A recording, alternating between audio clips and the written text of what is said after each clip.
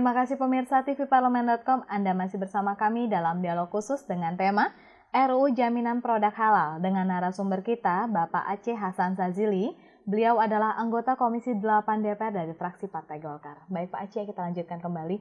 Tadi Bapak menyebutkan ada 4 hal krusial ya Pak ya. Seperti yang di bawah lembaga ini dapat dijelaskan secara lebih rinci Pak. Apakah antara pemerintah saja dengan DPR atau di DPR itu sendiri ada perbedaan pendapat, itu dijelaskan Pak? Iya, memang di DPR sendiri terjadi perbedaan ya, terjadi perbedaan pandangan tentang lembaga auditor disebutnya, lembaga auditor yang bisa berasal dari kalangan swasta dan juga berasal dari yang selama ini adalah MUI. Nah, LPH itu lembaga penjamin halal tersebut memang kan kita sudah di dalam rancangan undang-undang disebutkan kriterianya. Misalnya kriterianya tersebut memang harus ada ahli tertentu yang terkait dengan produk-produk kesehatan atau produk-produk makanan. Terus harus memiliki laboratorium yang memadai dan lain sebagainya. Nah, pendekatannya sebetulnya bukan hanya pendekatan agama semata, tetapi juga harus dikaitkan juga dengan pendekatan ke disiplin ilmu yang lain. Seperti kesehatan seperti kesehatan misalnya. Nah, bisa dikatakan sebagai sesuatu itu mengandung babi, gitu katakanlah, kan harus dibuktikan melalui teknologi.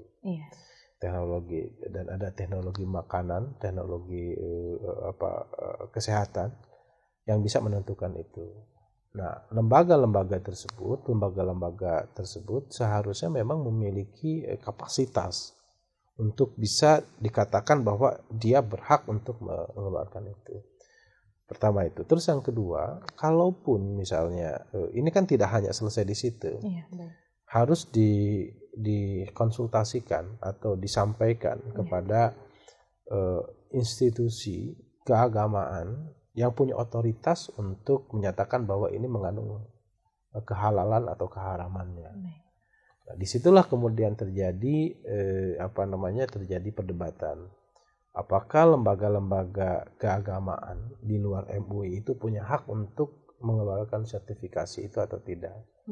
Ataukah itu diserahkan dulu kepada MUI, lalu MUI kemudian menyerahkan kembali kepada lembaga-lembaga itu gitu. Nah, perdebatan-perdebatan ini masih muncul karena bagi yang tetap ingin mempertahankan MUI sebagai satu-satunya yang memberikan fatwa, tentu punya argumen tersendiri. Salah satu argumennya adalah memang secara historis MUI itu sudah dari sejak dulu memiliki otoritas untuk itu. Sudah berapa tahun ini Pak MUI memegang? Saya kira dari sejak mulai produk halal itu muncul di Indonesia, saya kira MUI yang pertama kali mengeluarkan itu. Gitu. Nah, titik lemahnya memang kalau tidak ada otoritas yang dimiliki oleh MUI sebagai satu-satunya lembaga yang mengeluarkan fatwa halal, adalah akan muncul, bisa jadi terjadi perbedaan dalam hal hukum-hukum tertentu atau fatwa-fatwa tertentu.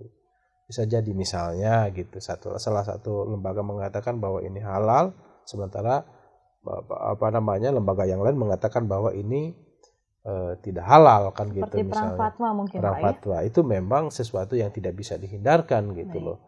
Nah, kandungan zat tertentu di dalam obat misalnya bisa terjadi perbedaan pemahaman gitu loh.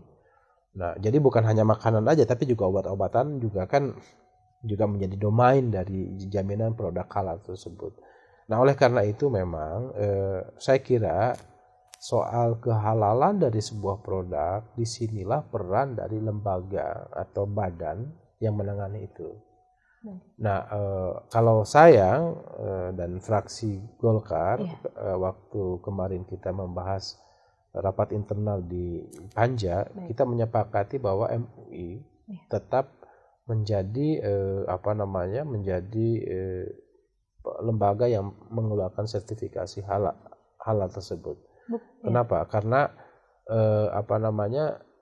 setelah LPH swasta tersebut atau yang di luar MUI itu sudah menyepakati itu, baru kemudian MUI yang mengatakan bahwa ini memiliki. Jadi LPH swasta juga tetap bisa, tetapi tetap tetap ada harus pengaturan ada ya, pengawasan ya Pak ya. Pengawasan dari MUI gitu. Baik, seperti itu. Dan mengenai voluntari ini Pak, sementara ataupun sukarela ya Pak ya, seperti itu, ataupun wajib. Ini kan Bapak jadi menyebutkan dari faktor ekonomi. Selain faktor ekonomi, ada mungkin faktor lainnya Pak yang menjadi perdebatan seperti itu? Ya, tentu saja bukan hal yang mudah ya untuk semua produk halal di Indonesia itu memiliki kewajiban untuk mendapatkan sertifikasi. Saya bayangkan jika misalnya di Papua sana, Nun Jauh di sana ada satu produk yang dibuat oleh home industry, ya kan? Sementara di situ misalnya ada keterbatasan MUI sendiri atau lembaga-lembaga keagamaan Islam sendiri di sana tidak memiliki sarana prasarana di sana, maka secara hukum kalau dia sudah diundang-undangkan, ya home industry itu ya harus diwajibkan menggunakan sertifikat halal tersebut. Nah, di situ ada keterbatasan gitu loh.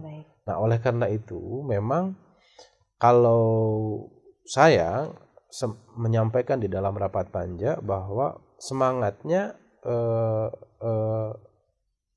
voluntary ya Pak ya. Tetapi kalau sudah produk tersebut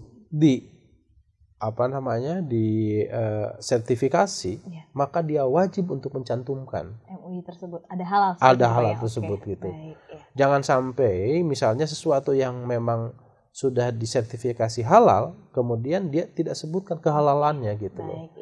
Oke, Pak Aceh, dialog akan kita lanjutkan kembali. Dan pemirsa, jangan kemana-mana, tetaplah bersama kami dalam Dialog Khusus TV Parlemen.com.